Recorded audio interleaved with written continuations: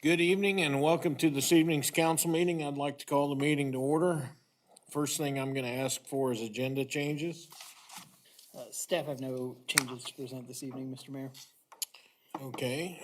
Next, we'll open up for public forum. If anybody's here wishing to address the council. Looking around the room, I don't think that anybody is, so we'll go ahead and close the public forum and move on and ask for the approval of the consent agenda. Mr. Mayor, after reviewing the consent agenda as submitted, if there are no questions or discussion, I would move that we approve it as submitted. Have the motion and the second to approve the consent agenda. All in favor, say aye. Aye. Pose same sign. Consent agenda passes. We have no unfinished business tonight. So we'll move into new business, and our new business this evening is going to start with the State of the City presentation, and this will probably take up most of the meeting, so all our department heads are here, and I'll let Ethan do a slight introduction, because I don't know who's first, Ethan. I believe I'll get started. We'll see if Pat's got it, so the viewers at home can also see what is being presented to you all. Just a second here while we switch. You know which department we're gonna hear from first? Technically Julie's department, but I'm giving her a pass since she's brand new to her department. And then Josh, I believe, will be Okay. the first. Oh, it's Pat, actually. Excuse me. Just trying to get my order down here tonight.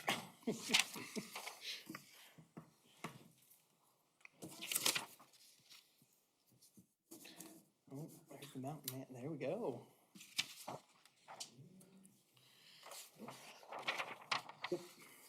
Can we get it on both TVs, Pat? Working on that. Okay. This is it. Should.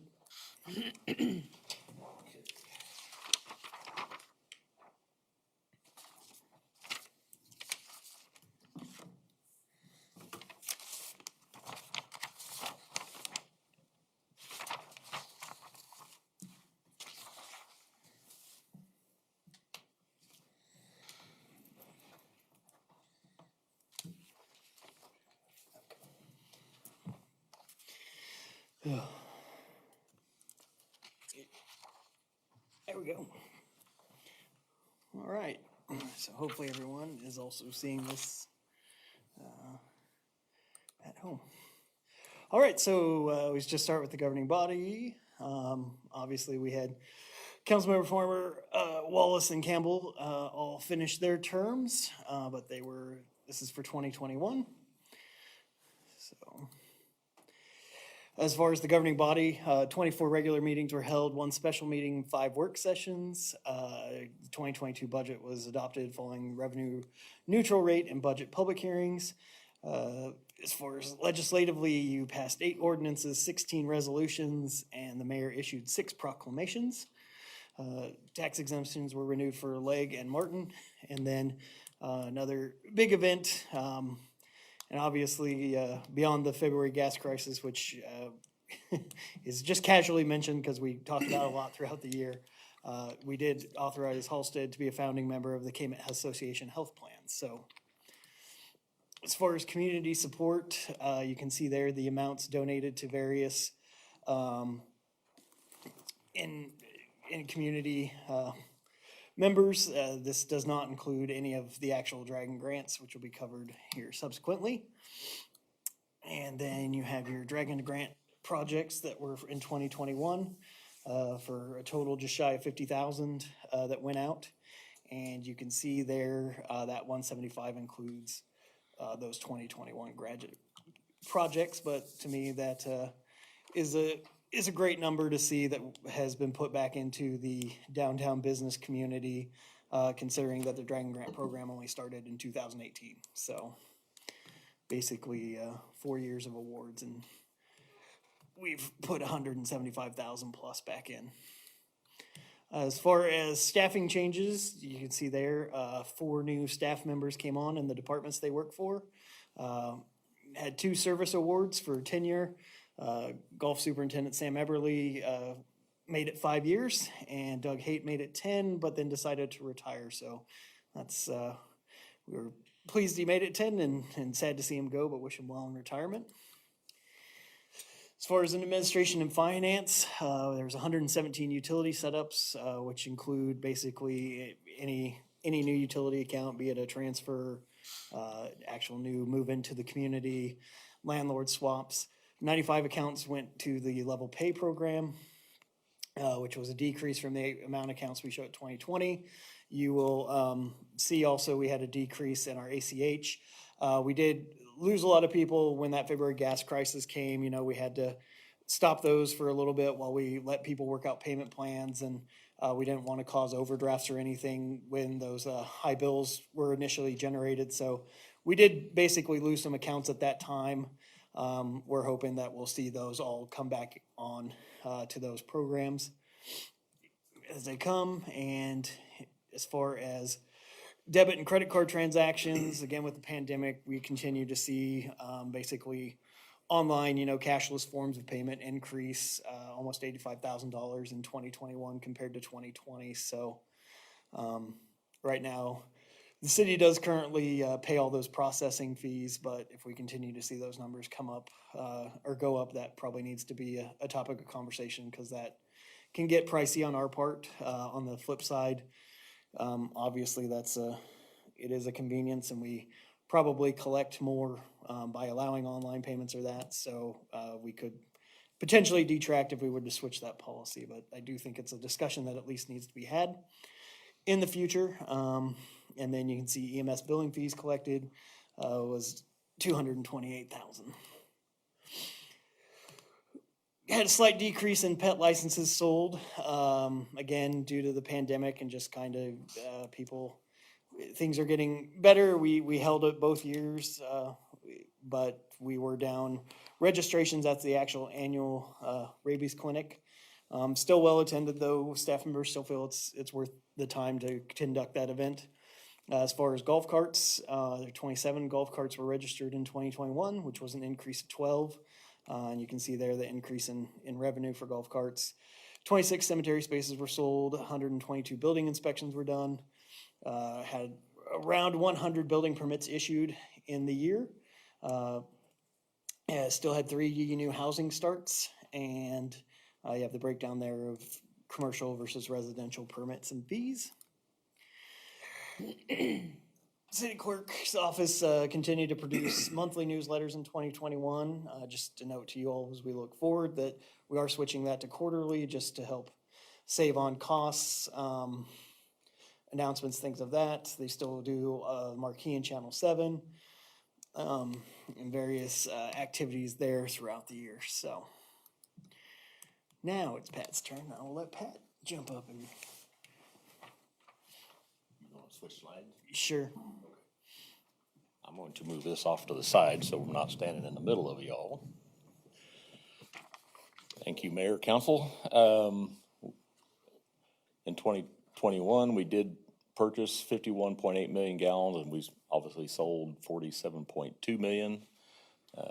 That's about the same as the year before, actually. It's very close. And we had 3 main breaks around town. Then we did repair and replace about 11 water services last year. We did install 3 new water services. Had 9 water meter pits that had to be repaired or replaced, and then we had those 3 low water pressure calls. People just having issues with something going on at their house. So, wastewater treatment plant. We treated 43 million gallons of water, and the average daily discharge was about 120,000 gallons, basically. And we had 4.2 million gallons, roughly, of sludge we applied to the fields out there as part of our process of removing and treatment. We sold roughly 11 million cubic feet, or 211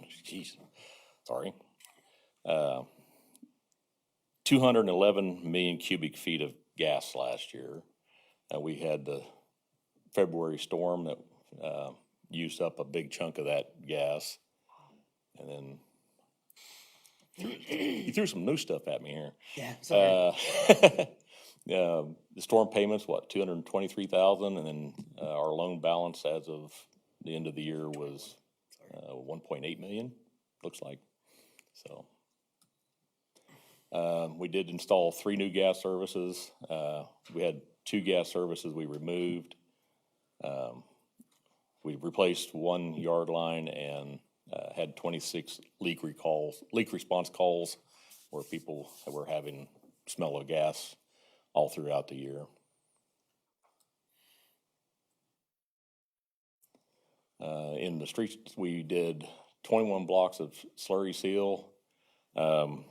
We also did crack sealing, which we did roughly 18 blocks of crack sealing, and then just normal grading of streets and alleys throughout the year. We've started a work order system about 3 years ago. We're still really moving into it. We have increased the number of work orders we completed. Went from 153 the first year to 172, and then last year we did 197 work orders. That is items that were either called in by citizens that were needing to be addressed, or city staff saw issues, and we put them in the work order system so we can keep track of. We went from having a high, medium, and low priority on them. We kind of set the high priority as something we'd like to see done and within 14 days, medium priority within 60, and then low priority gave us 180 days to try to complete them. You can see what we're able to do. The average on all of them was about 10 days. The low priority we did in 4. Some of the mediums were done within 33 days average. The high priorities, most of them were done within 3 days.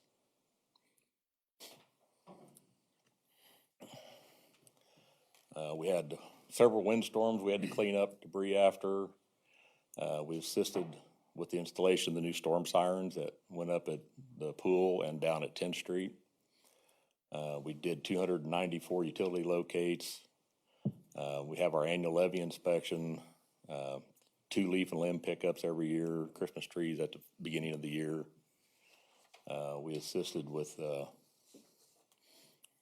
setting up voting booths, and we helped install a bike repair station there at the Kansas Learning Center.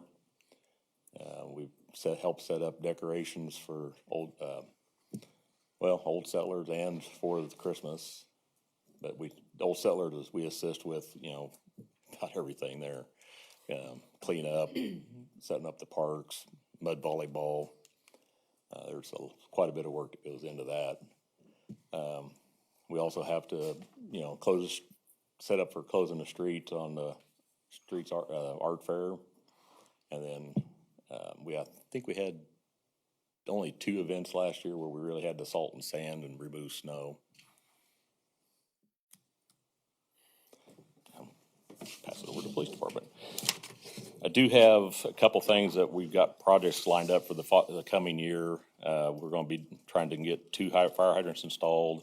We got 1 broken water valve we need to replace. We do have roughly another 20 blocks of slurry seal we'd like to get done, and then we're going to try to get the city maps updated on GIS so they'll be available that way. And then we've got a couple lift stations we'd like to have some repair work done too. And then we also still have some trees that we need to be removing along the levee as part of our flood control project. So we got quite a few projects lined up for the year already, and many more we'll be working on. So thank you. Thank you, Pat. Looks like next up we'll have Chief of Police Josh Orm. Thank you, Mr. Mayor. To start with, just want to kind of go over a few numbers with you. 2021, we, as you can see, put quite a few miles on the patrol cars on a square city, the city being a square mile, and we put over 40,000 miles on between all the officers. So they're out and about quite a bit, averaging about 55 miles per shift. On the right side of your slide there, I want to kind of go through that as the state mandates. We do kind of an asset forfeiture rundown for you every year. Our beginning balance, you can see, was 3604. We did sell a 2006 Focus. That car was actually seized back in 2020. However, it was not sold till 2021 due to paperwork, have to wait for the titles, and then looking for a Purple Wave sale to actually come through. But when it finally did, we were able to sell it for just under $2,300. That then goes into the asset forfeiture fund, which must be used for law enforcement. We used that money to upgrade our camera systems in our patrol cars. So we went from wearing body cameras only to body cameras with in-car cameras that all link together, and it makes the prosecution of cases and just documentation of things going on much easier. We also had another I got my numbers mixed up there. We got $3,100 for the sale of the car. We received another almost $2,300 for the sale of a house when we were in the drug task force. I'll note to the council that the task force has since been disbanded just due to manpower with the two bigger agencies which provided those officers in there. It just wasn't working for them, so that has been disbanded. We still are all working together for cases, but with that being disbanded, they cut those checks for the sale of any property they had, which was a house, and then divided that out between all the agencies. With the money we spent out, we ended up with $2,480, which is just left in that account for later use when we find another project we want. So, something I like to note that you'll hear through the rest of while I talk is use of technology. You can see our mobile fingerprint scanner, we used 11 times to identify people through the year last year. For those of you that have been on the council for a little bit, you remember that going through, and it's been a very beneficial piece of equipment for us. Moving on. Real quick, highlight on kind of the breakdown for cases. Apologize, it's a little small, but highlights. Property cases are down. We're down 17 from the previous year, which is a pretty significant decrease in the overall numbers. Overall, our cases have declined. Again, seems to be kind of declining crime rate. I attribute that to the guys on the street doing a good job. They're out in the public doing what they can to deter the crimes from happening. Traffic cases are also down a little bit, but I believe that's because many of the traffic stops have turned into drug cases. They start as traffic, and as the officers work through the cases, they turn into drug cases. So then we classify them at the highest offense. So a drug case is actually higher than what a traffic ticket or offense would be. So that's kind of where I see the traffic cases going. Other than that, all the cases really stayed about the same, within a few of each other. Nothing that really hits me as something we need to focus on as a problem area. So very excited to see that it continuing in that downward trend. Next is the citations. Criminal citations, you can see, is up a lot. That is due to COVID, to be honest. What we saw is the jail, obviously, just for the safety of the employees and the other people housed, they encouraged us not to bring people in unless it's one of those mandatory things or something really warranted. You bring them in because you're exposing the people in the jail as well as the employees there. So we issued a lot more citations, and didn't affect court. They still saw court as they would have.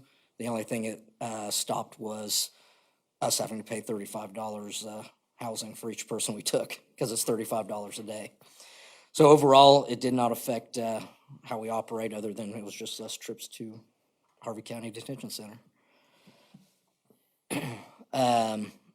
Everything else, like I said, is in line where it has been the previous years, no big spikes, no concerns. VINs, they have stayed steady. As you guys all know, that is a great program which we use for the upgrades and just the public things we do, which we'll cover here in a little bit. But yeah, they've stayed steady, not declining, and fingers crossed we keep that trend. Our goal is I'd like to have 1,000 a year, and we've exceeded that for the last 4 years, and we'll keep going that direction, hopefully.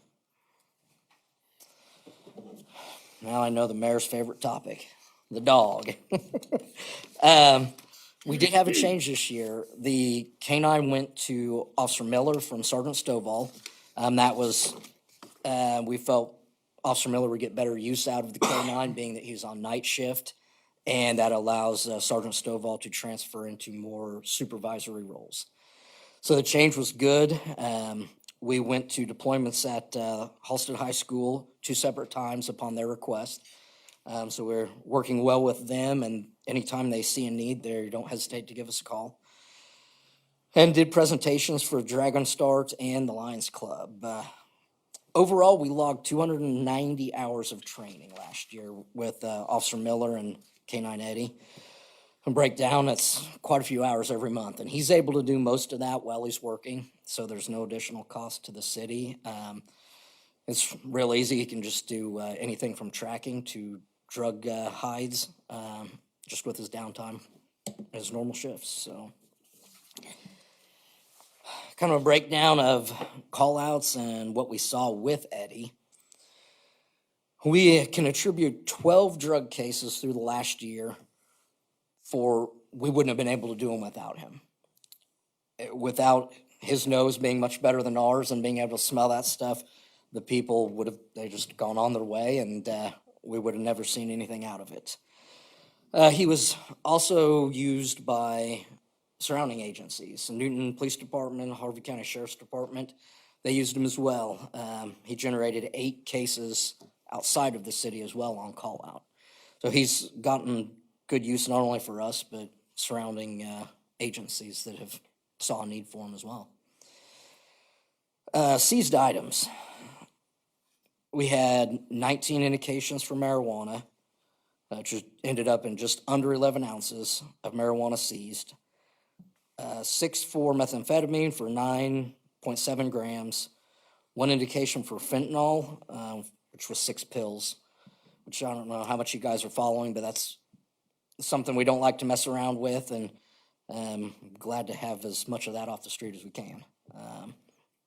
And then paraphernalia, he had 9 indications, which resulted in 17 different items seized. And by paraphernalia, can be anything from, most of the time it's going to be pipes used to ingest, but that can also be, you see the marijuana vape pens, anything like that. Overall, very pleased with the canine program and what it's doing for the city. I've only seen positive out of it. And those of you that have met Eddie know that he's not only good at finding drugs, but he's great with the public. Always happy to see people. So, the scholarship for 2021, unfortunately, not the highlight of the year. We were unable to reward it last year just because we did not have anybody who met the criteria. We had several kids who would have been deserving if they would have had different choices in what they wanted to do. It wasn't grades or anything that kept it from being awarded. It was just no one was interested in going into the public safety aspect of college. And that's one of the biggest criteria we have for the scholarship, because of where the money comes from. Being VIN money, it has to be law enforcement, fire EMS, and then as a third tier, like public administration. So, but on a positive note, follow up from our very first scholarship we awarded. Miss Sarah Kane was the first one. She graduated this year from Wichita State. You can see a bachelor's degree in criminal justice and double minors in homeland security and sociology. She sent us a real nice thank you card, just thanking us for encouraging her through the years and the financial assistance. So it's good to see the program complete and actually, what it does for somebody. As far as what we're looking for in 2022, looking for continued community engagement, looking for some more public demonstrations with the K-9 unit now that life is getting more back to normal, and reviving the fishing derby. Officer Crow has agreed to take that over, and he's been in contact and looking for grants and kind of how we're going to look at funding it, but he's working on that. And then fingers crossed for the scholarship again, that we get some people interested that meet those criteria that we need. As I said earlier, one of my focuses is stay current with technology. You saw we're updated the car camera systems. We got the fingerprint scanner we're continuing to use, and then the addition of the license plate reading cameras through the flock. And the point of that is our goal is to reduce crime, solve crimes, and aid in the prosecution by that technology, staying up to date with it and the top of the tier as much as we can. So, any questions for me? Thank you, Josh. I'm glad to hear Eddie's doing well. He's one of my favorite police officers. I think he's pretty much everyone's favorite. Next up, we'll hear from our fire department. We've got Jim Van Scoyt. Good evening, Jim. All right, good evening. The floor is yours. Hey, this is the last one. I'm No. excited about that. I don't know if you guys are, but I'm really I've excited. decided you can't retire, Jim. It's been to say the least, it's been we didn't do a report last year, and it's been a very interesting 2 years. I know Andy will touch base on various things that we've done and what we don't do. Having said that, we don't list the names of the people that volunteer here, but keep in mind that besides from the 6 top positions there, as far as the officer ranking, the rest of these people are volunteers. And when you look at these numbers that you'll see as we go along, just think about that a little bit. When you think about how many volunteers goes into all these calls that you see on these lists and these next slides. We have a great group of officers that work with our folks when we go out, and our goal is every time an engine or an ambulance or a rescue crew goes out, that we always have at least a couple officers that are on those units when they go out. It doesn't always happen that way, but for the most part it does. So we talk about new equipment that we've added here. These are a lot of these come from 2 different grant programs. The amounts on there are not listed, but it's a substantial amount. When you get to talking about replacing some of these items we had in line to replace anyway, and we did. It was in our, Ethan knows, I put together a 20-year plan every year, and then I update that plan every year. And all of these items that were on there were on that plan, and we followed up, and I'm glad to say we're about 3 years ahead of the plan, where the plan was last year to now. So that makes a lot of difference when we're trying to put back for major purchases that come along, and they will. And that helps us in the long run. It sure makes a great impact on us. When we're dealing with grants and we talk about this stuff that you'll see up here, the forestry grant is one. It's not quite as good because it's a 50-50 grant, but it's still, on $9,000, that's $4,500 that we don't have to come up with. And then the AFG is where a lot of those rescue tools have come into play, and we are very well set on that end of the spectrum. So we talk about total fire calls, and where we're talking about responses on here. EMS response calls went down last year, and the reason they went down is twofold. One, the city of Sedgwick, they're at a point where they respond to their EMS calls without us having to send a unit down there, which is very important to both our cities, I believe. The other thing where the EMS call volume is down is Andy and I and Chief Hoffman have all kind of gone together to restrict our folks from being exposures in this last year.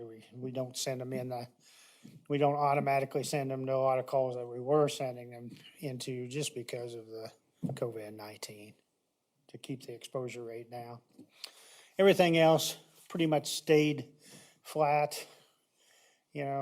Vehicle accidents is pretty much a constant. That thing pretty much stays the same, and those can be injury accidents that are either extrication or non-extrication events, but we respond to them the same whether it is or whether it isn't.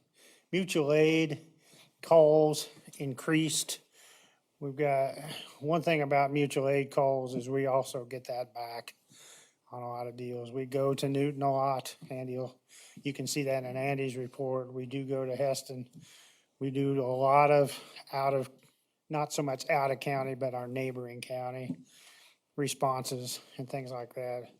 What we always have to remember about those calls is that always gets paid back in full by them responding to us. So no one department can do it themselves a lot of the time. That's why we got to have everybody else. So it's a win-win, I believe, on all of those. Always like to, Doug and I modeling one of our smaller engines in-house. Doug is driving, and I guess I'm the motor, and neither one of us are going very far there in that picture there. So one thing that we do is annual inspections for the schools, and that's not only our schools, but the two Mennonite private schools.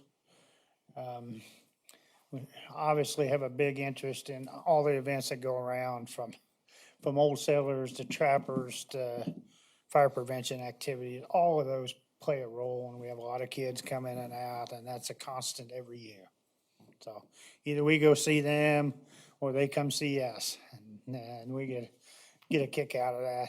The other thing that I don't think the folks recognize in town, or you may not know so much sitting on a council, is we do all our training for our new employees and others in the county here. That is, you can't imagine what a savings that is to be able to teach those basic classes from firefighter 1, hazmat, to firefighter 2, and we have a driver operators class going on here right now. Every year we try to do at least one of the main curriculum in the fire sciences. And then we have thrown in the driver operators, which we don't do every year, but have in years staggered that one a bit. These are extreme cost if you've got to send them somewhere. And we always try to put those on. Doug and I are both instructor 1s. And for the University of Kansas, and I'm an instructor for any of the National Fire Academy classes that we can teach regionally. So this is one thing I always like to put out. Chief Hoffman, Doug did complete his fire arson investigation course. He took the first part in Salina, and the second part was down here at the law enforcement in Yoder Training Center. And he is certified through the Kansas State Fire Marshal's Office as an investigator, working for us. So,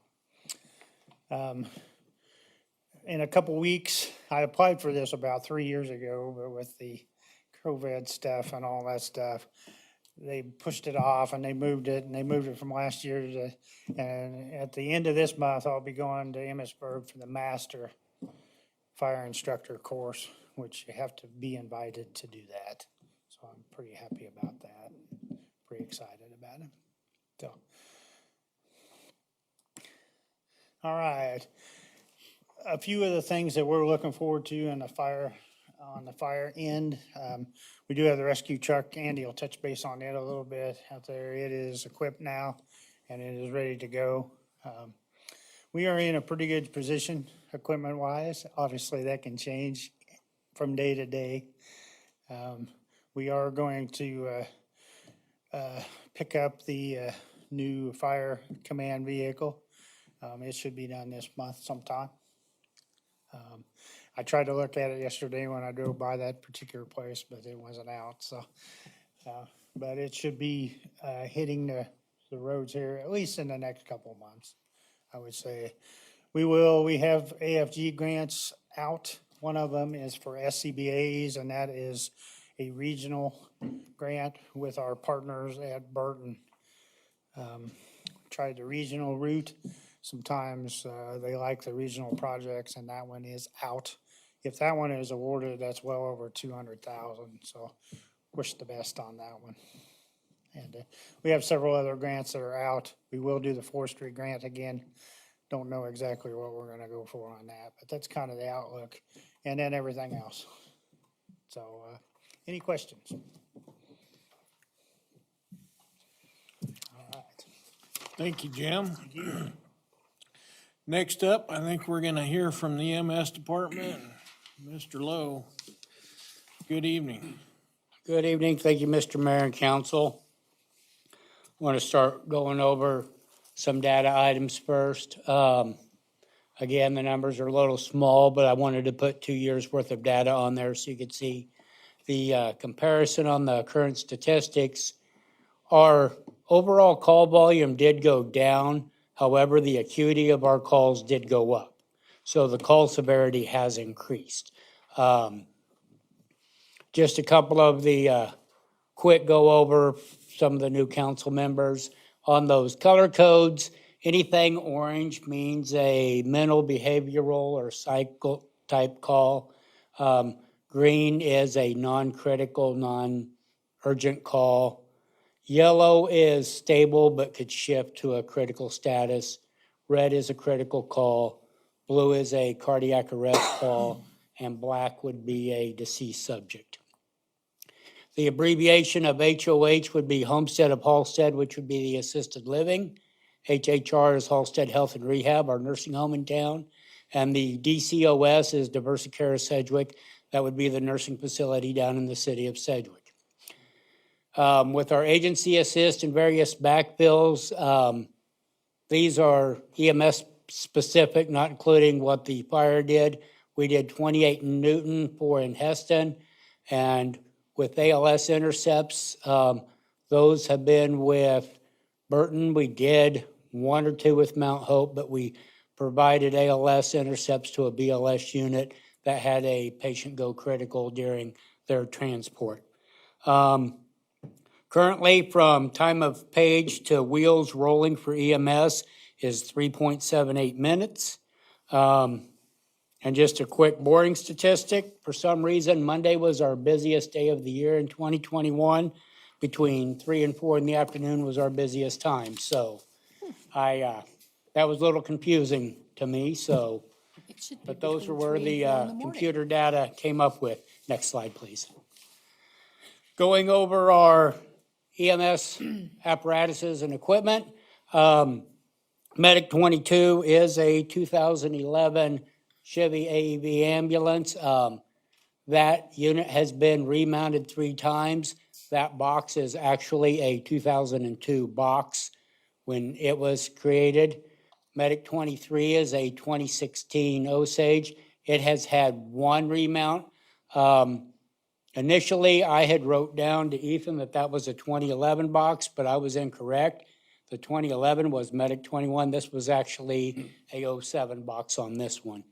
It's still a very solid, good box. It can be remounted again. 22s is done with remounts. It made its service life. We did replace the command vehicle this year with the 2021 Chevy Tahoe. The rescue unit is in place. It is a 2022 Ford F-350. It's got the utility body. All of the lighting is complete on it.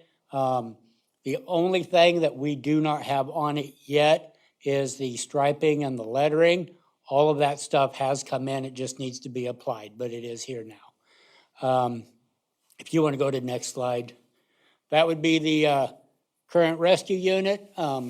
Several of those items that Chief Van Scoik discussed in the grant stuff is on that truck. The mounts have been completely installed for the extrication tools and the stabilizers.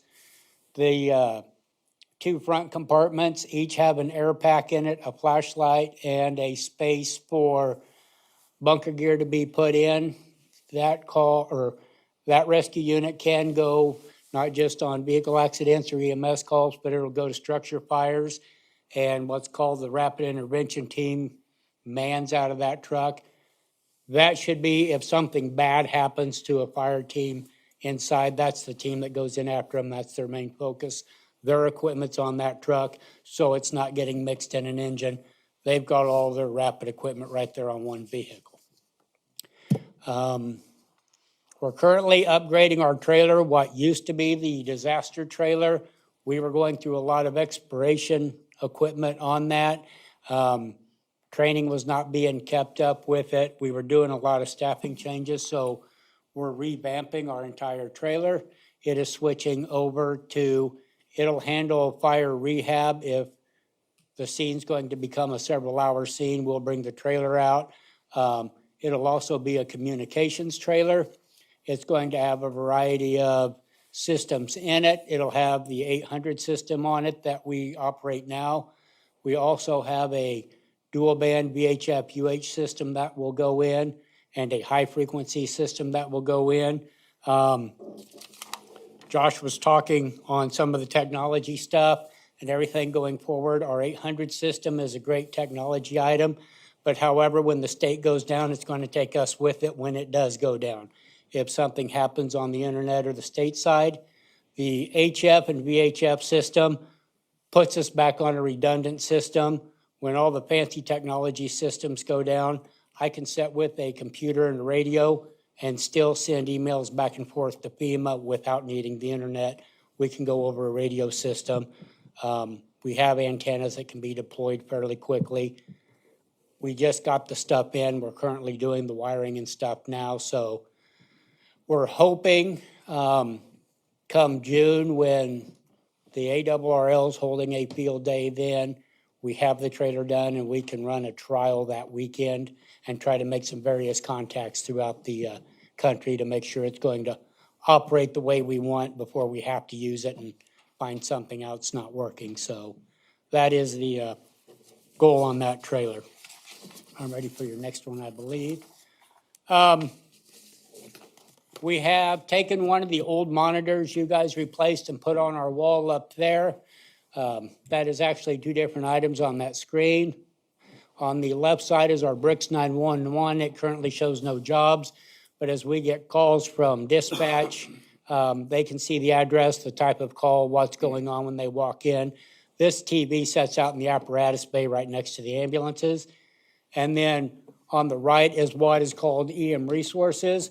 All of the hospitals we transport to, we can see what their current status is. Are they open on caution? Are they closed to EMS?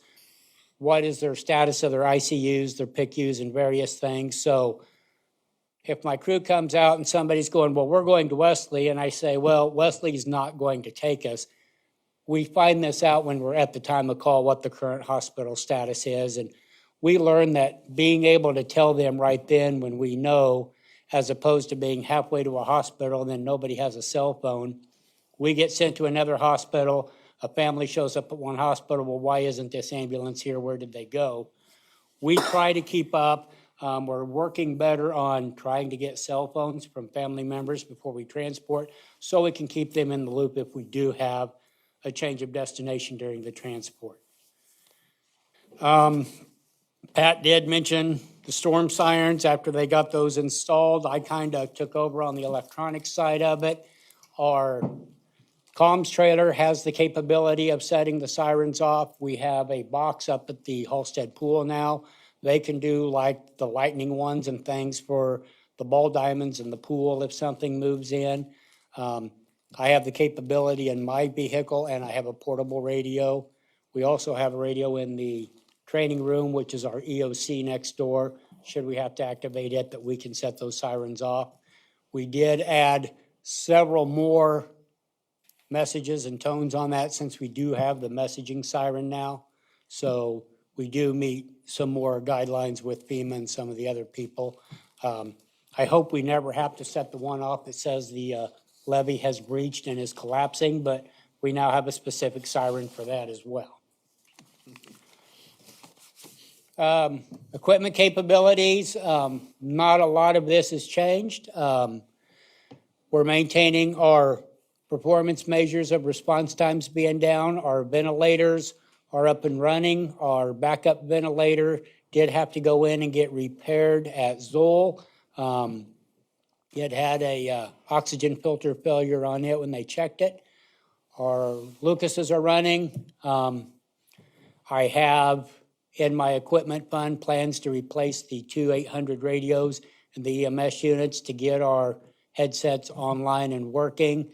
The two E.F. Johnson radios that we were gifted from the region on a grant, they just cannot get them talking to the system. And they have reached their life expectancy. So I did have those in our long-term plan. I just have not moved forward on that yet. NMC Health has given us the IV pumps. They own them. They still maintain all the biomed on them. Any updates they need to do or drug changes they need to do. They do have a bank in there for our specific meds for our drips that we can punch into. So they are very good working with us on that. I think I'm ready for the next one, Ethan.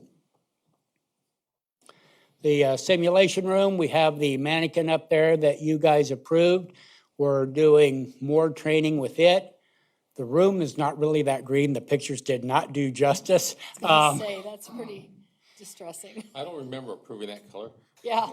Yeah, I had in the picture, that did not work out so well. I do like the fact that mannequin articulates. We can put it in the recliner. We can have it sitting in the chair.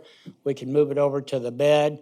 They're getting able to do actual surgical crikes or chest decompression things where they can put their hands on and not just talk about it or use a piece of cardboard and say, now imagine. No, they're actually having to do that. This mannequin, while we have the iPad watching it, gives us the feedback. Are they in the right spot? Are they ventilating the patient? Are they able to meet these goals? It does all the pulse points, all of our cardiac stuff, our drug push. And then on the second picture, we also have our pediatric and infant section that we do some of our ped and infant training on as well. We just haven't, we're not as high fidelity as we are on the adult section on that one. Is that okay?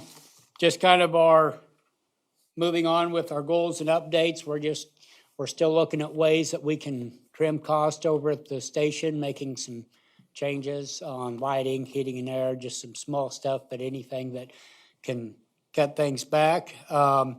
We started our project last year on decreasing our use of lights and siren to help mitigate any risk management. I am getting a little gruff with response times, but nothing has been a critical change.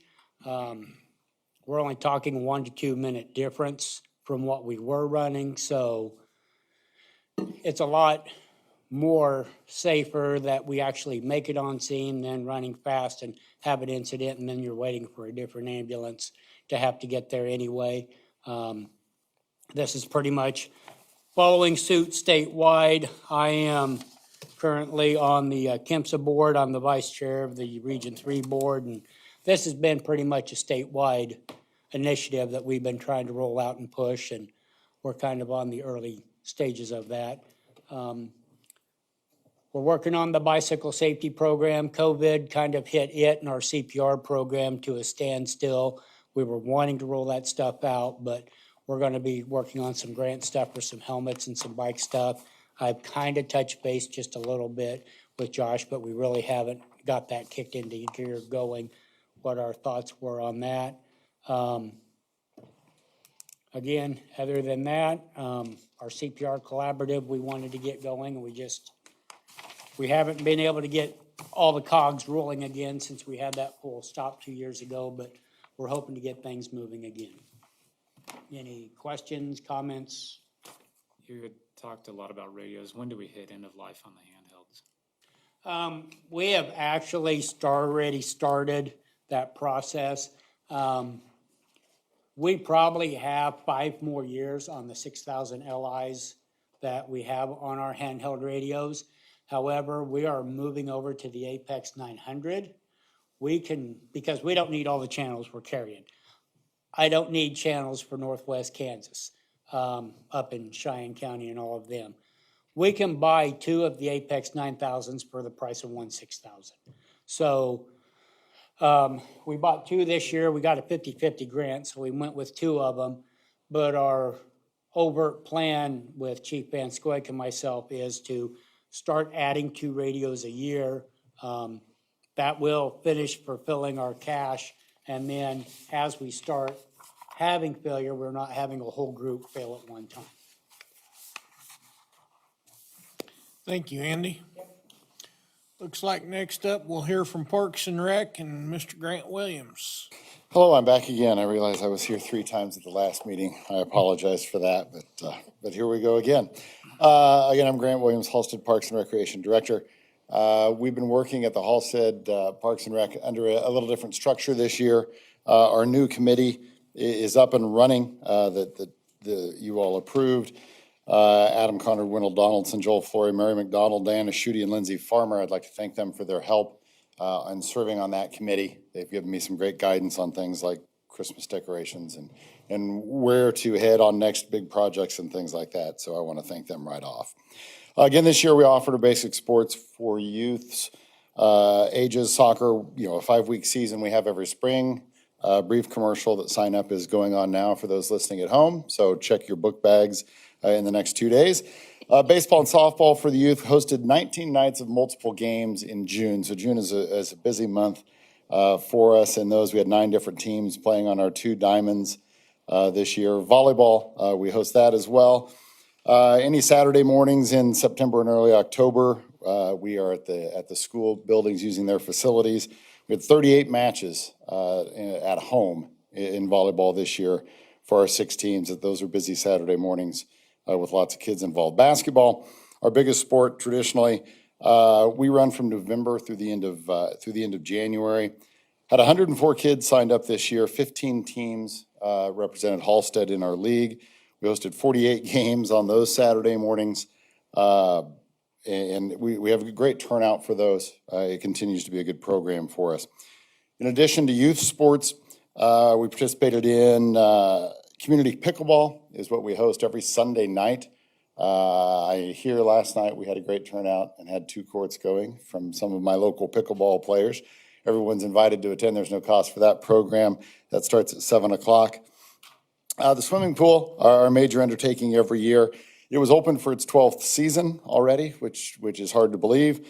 Our season ran from June 1st until September 5th. Our biggest project, as those of you that are returning members know, was a slide renovation that took place immediately before we opened this year. It was re-gel coated, sealed, and painted. We hosted special events throughout the summer, like our 4th of July games that we do every year. Swimming lessons, Old Settlers Swim. We guard the swimming pool for the swimming leg of the Great Race, which is always interesting. We held our dog swim once again. We had 20 dogs this year, so be looking for that. Over the last 11 seasons, we have consistently averaged between 80 to 85 swimmers a day. So they are full days down there. We continue drawing young families, especially from not so much inside Halstead, but from the surrounding area as well.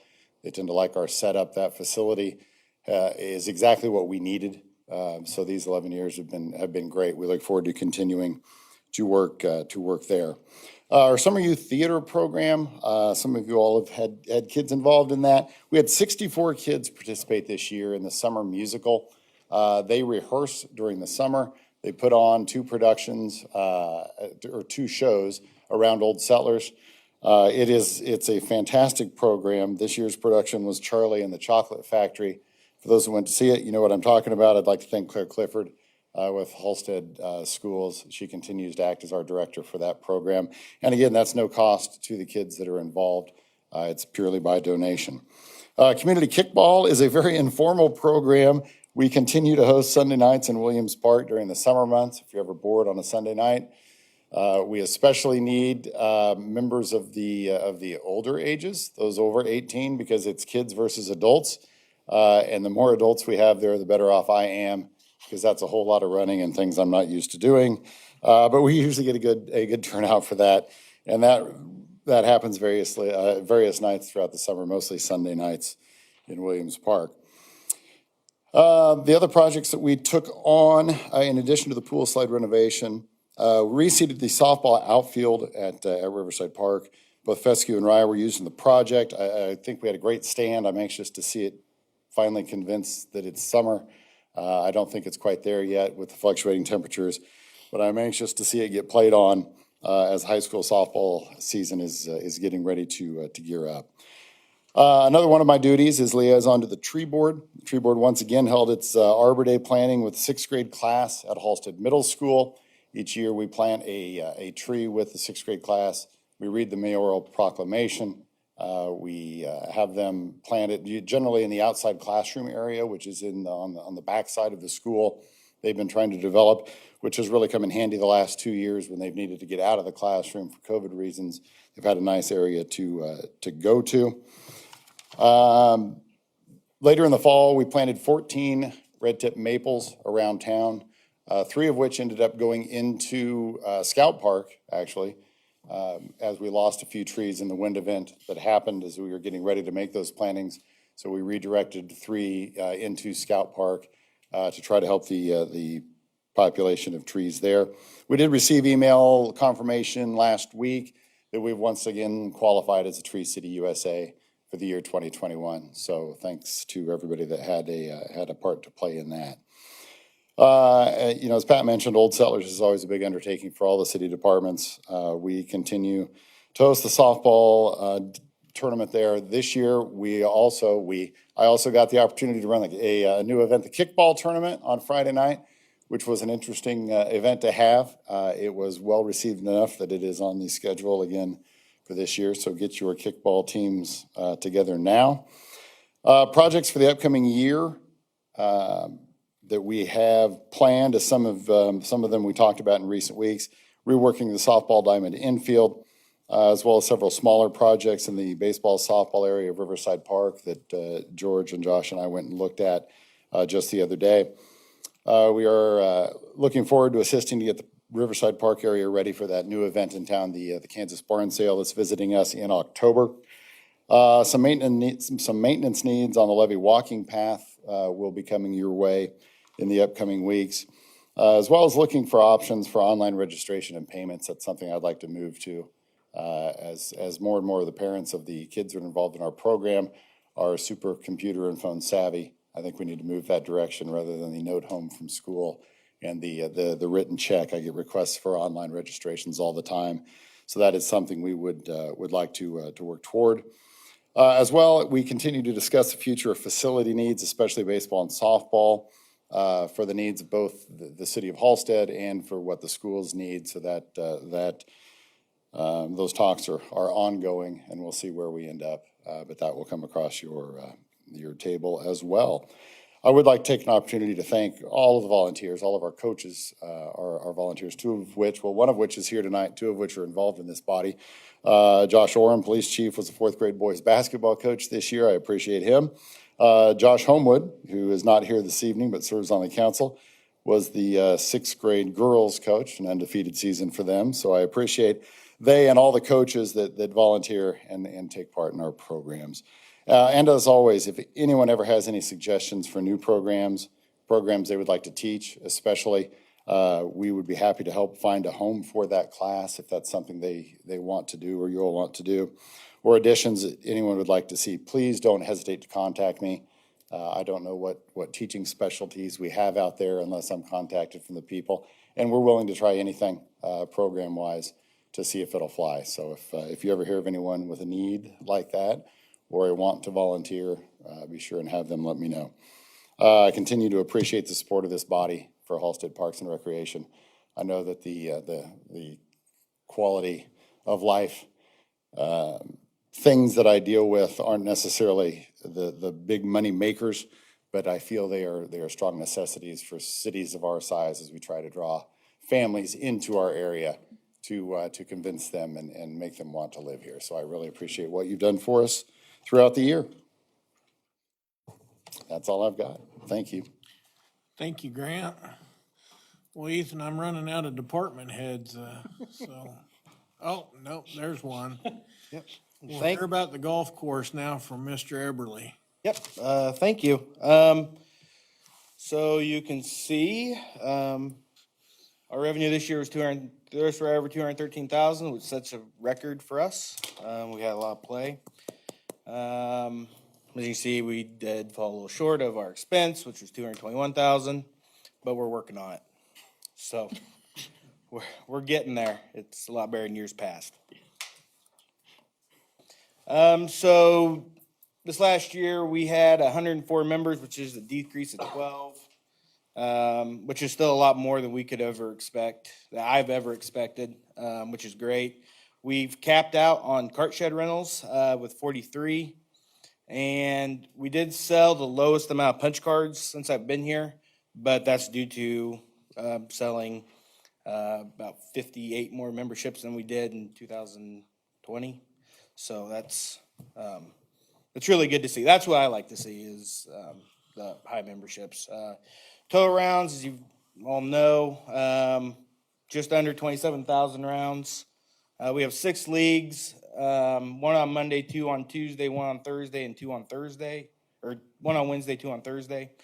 We have 17 tournaments, 2 for the Halstead High School. We hosted 1A regionals, and then 14 charitable or private tournaments. And a lot of those are benefit tournaments, and a lot of them benefit this community and the surrounding community and organizations. We do a lot from Newton and a lot from Halstead. So it's really cool to have them start coming to our course to play it. Equipment purchased this last year, Rainbird irrigation control boxes. We have 5 of those on the course. What they do is they control how much water we put out at any time. They also control when the water is put out. This year we've cut our water uses by 15% due to being able to regulate how much water is being put out. With us having Bermuda fairways, a lot of people say, hey, it doesn't take a lot of water. It really doesn't, but to have a thick, plush grass, it still takes water. Years past, we were watering it 30 minutes per night. Now we're running 15 minutes every 3rd night. So we've really reduced water usage out at the course. We also bought a John Deere fairway mower and a Buffalo turbine blower. Both were very needed at the course. And we finally finished the cart path at 6th Green and 7T. If you have been out there, if you haven't been out there, it's really changed how that hole looks and how it plays. We also built a patio on the south side of the clubhouse for after tournaments, league play. That will definitely get a lot of use this year. So, other things that we have done, we built new tee boxes on 2 and 7. We expanded the greens and holes 2, 3, 5, and 9. We made them bigger. We've added about close to half an acre to those greens combined, which before we only had 1 acre worth of greens. So we've expanded some of those greens. We've already cut the greens 5 times a year. We air fry 3 times a year. Normally it's a little bit more than that, but with this high play, it's hard to get that air fire out there sometimes. And then like every year, we overseed our tees and approaches with rye and bent grasses. So looking ahead, this next year, we have some sodding projects we're going to do around cart paths. We have seeding projects that we're doing in our rough to expand the Bermuda. And we're looking to grow 2 or 3 more tournaments. We already have 2 on the books that are new for this coming year. So thank you.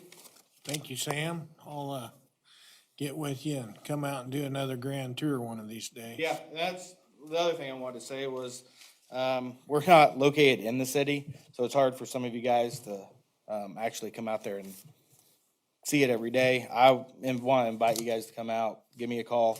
I'll be glad to give you a tour. It's a pretty neat little course. So, It's a very nice course. yep, thanks. What's next, Ethan? Just to sum up, talk about overall the financial, how we ended 2021. Just briefly, you've heard about the accomplishments of the department and all the departments and what they were able to offer this year. So we did finish 2021 with all funds under budget. We did require one budget amendment that was due to the natural gas crisis in February. I'm sure you all remember that. As far as property tax, received just over 950,000. Caveat there is that doesn't include the library fund, which also receives property tax funds.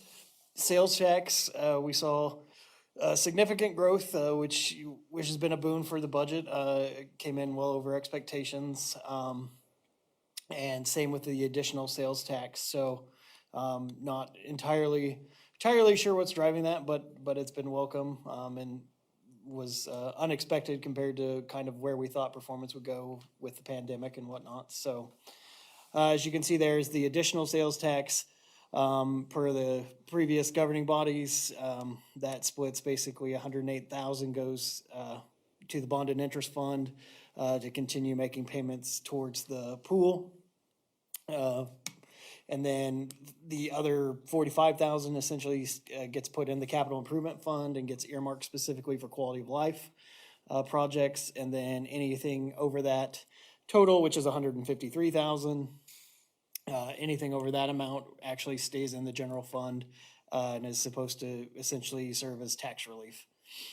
We did see decreases in revenue in franchise fees, municipal court revenue, and then interest income. So those were our main additions. As far as budget authority, all the budgets basically had an average 83% of requested budget authority was used by the end of the year. So you can see the green bars are going to be the projected budgets for the funds, and then red is total expense. So we continue to enjoy savings there from our projections. And then as far as departmental operating budgets, as you see, all departments with the exception of two were at or below. I will note that this doesn't factor in any reimbursements they would have received throughout the year. So, you know, if it comes to mind, is, you know, when the golf course you might purchase supplies or something and then get a reimbursement check. That goes, but overall, you know, running 4% over their budget's not that big. Very pleased with all the departments. As you all hopefully remember from Friday night, the goal is typically to try and be around the 90% mark. So most of them get fairly close to that. So I just thank the department heads for their continued due diligence in maintaining expenses. As far as our capital funds, city equipment fund, you can see there just shy of 700,000 in that for future equipment needs of the city. You can see in 2020, or from 19 to 20, we took a dip. That was due to the purchase of AMI, which was the larger, largest equipment purchases that we had on top of just our normal like vehicle equipment purchases and things. But as you can see, we still continue very robust savings as far as in those budgets, and so we are building that back up. And then with our capital improvement fund, same of you see a dip from 19 to 20, and that was due to some unanticipated expenditures and starting work like on the 204 building and all that.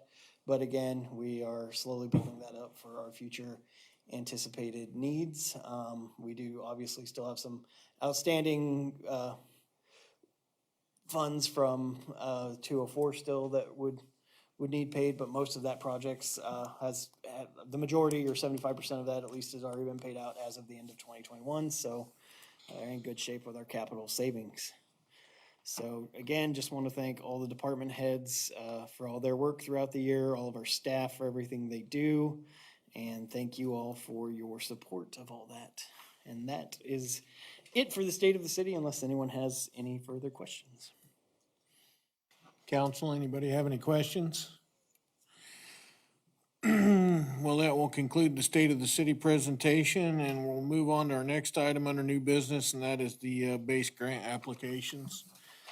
And council, you'll remember we talked about this in our work session. I think Ethan has some more information for us this evening. So the deadline for submission is midnight tonight. We have 2 applications that we talked about submitting. You were handed 2 resolutions that we had to get prepared as we ran the budgets. But one of the requirements of the grant is that we have to have noted or explain where our matching funds are and that they're available. So resolution 2022-04 is related to the Halstead Industrial Park project that we are planning to submit a base grant for. And as you can see, the estimated total cost of the project is $665,000 on that project. Our 25% match on that would be $172,500. This resolution basically acknowledges and authorizes that you're aware we're applying for the grant. We're stating that we do have $172,500 in local funds that are eligible to be used as a match if we were awarded. Talks about you'll support the project going forward. You'll take the responsibility for any cost overruns, et cetera. And then authorizes myself to sign any of the necessary documentation to submit this grant application. And the 2022-05 is related to the project that was brought up Friday evening, which would be fitting it into that. It's building basically a commercial spec building with the intention of that being a daycare facility that could be in the city and basically leased and or sold to a daycare provider, depending on that. Estimated cost of that project is just over $1 million that we'll be submitting for. So our local match would equate to $252,450. As you saw from the balances in our capital funds, we can shift some priorities and projects, but we do have cash on hand in that capital improvement fund to do the local match for both of these.